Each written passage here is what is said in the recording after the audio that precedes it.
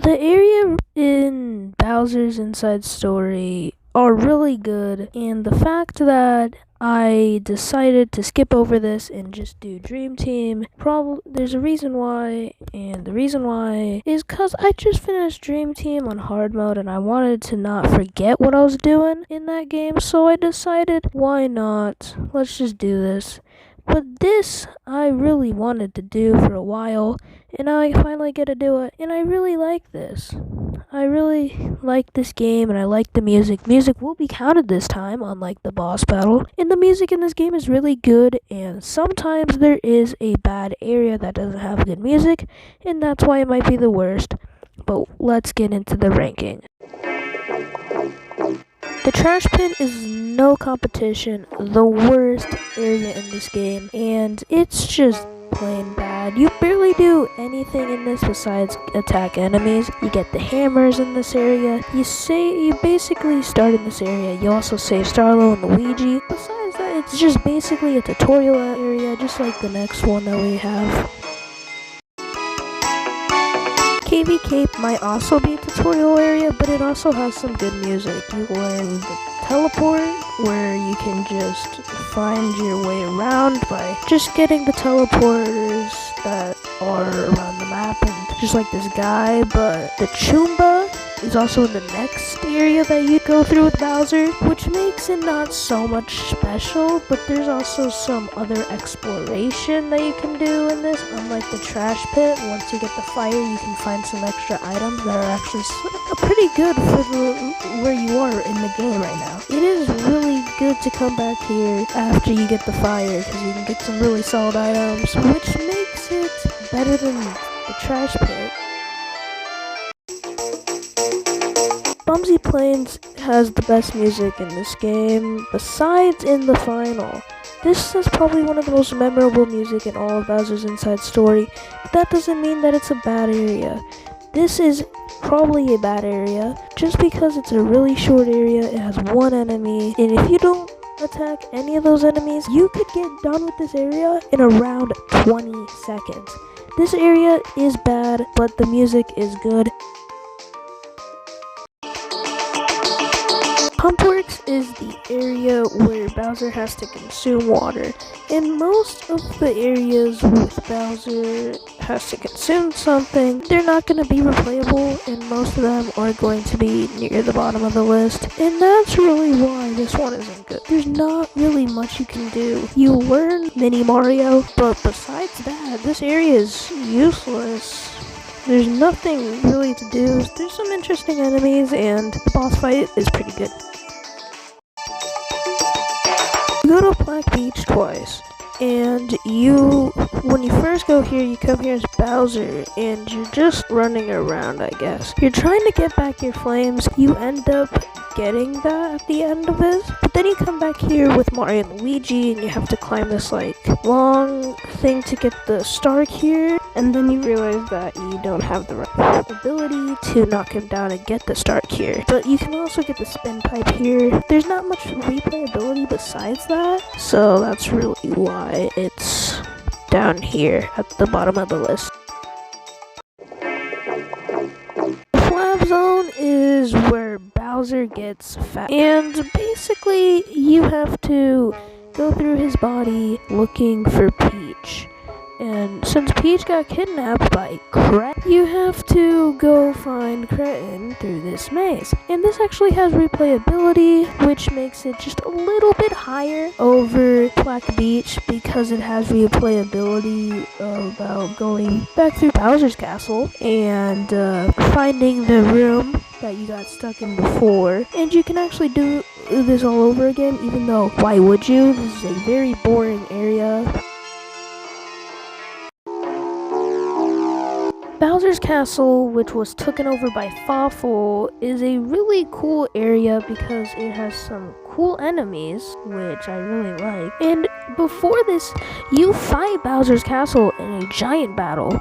And it might be the worst giant battle in the game, but it's still pretty cool that you're just going off against something that you just first off against in the last area, which is really cool. And the inside is cool.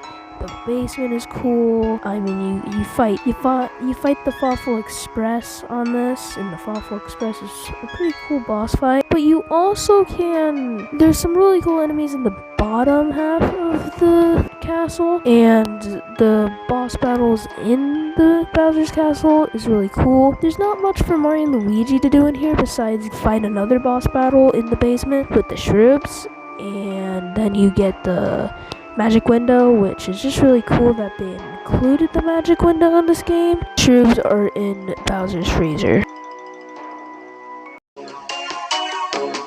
Energy Hold, like any other Bowser area, is just a boring area. You don't ever come back in here, but it does have a cool thing where you learn the drill. And the drill is, I guess, okay. I mean, you get the beans, but it's not like the drill that's in Paper Jam where you can get multiple beans at once. But then you also need to get like the little star bits or something, but like the little star shapes, and then you need to put it in there just to fight the boss. I guess through all of that, this area is pretty good.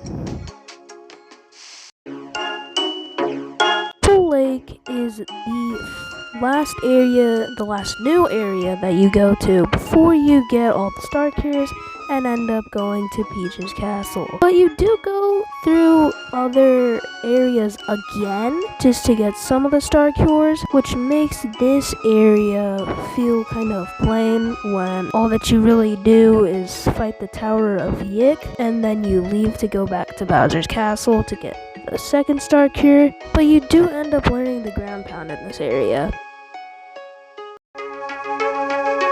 The airway might be the last Bowser area in the game, but you fight the Dark Star, which is a really good area. Of course, this one is probably the most replayable area because you actually have to grind here for the level if you're under leveled for the final boss, which I guess does kind of suck that you can't go anywhere else, like in the outside world, which would make more sense. But I do kind of like the area's enemies. They do look kind of cool. They're more just dark starified, which looks even cooler, and which is why I like this area and is at number 4.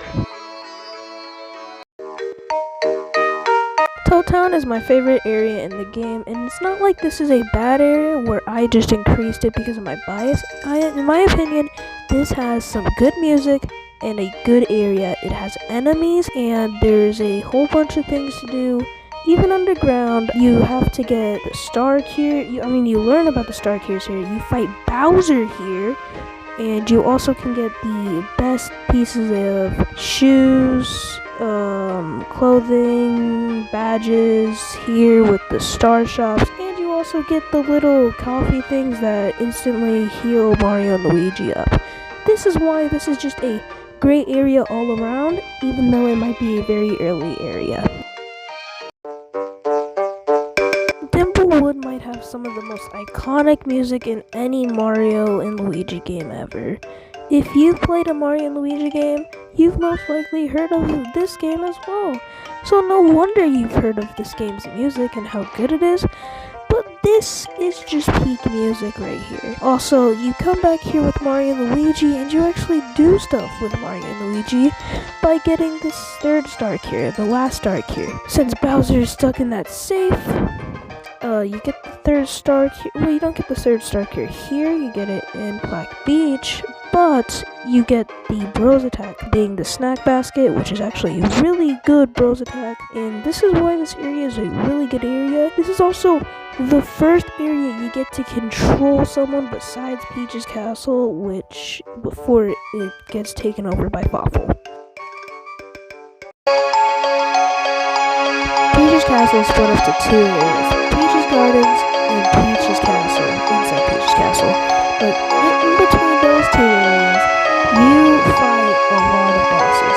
You fight Junker, Super Peach's Castle, Fury, Blizzard Midbase, Dark Fawful, Dark Bowser, and the Dark Star. And that's why this is just a really great area, and this is why it deserves to be number 1. You made it to the end of the video. Why not like and subscribe? You can subscribing is free, and you can always unsubscribe later. And thank you for watching, and my opinion is my opinion, so don't get mad at my opinion. And thank you for watching. I'll see you next time. This is Bowser's Bean, signing off.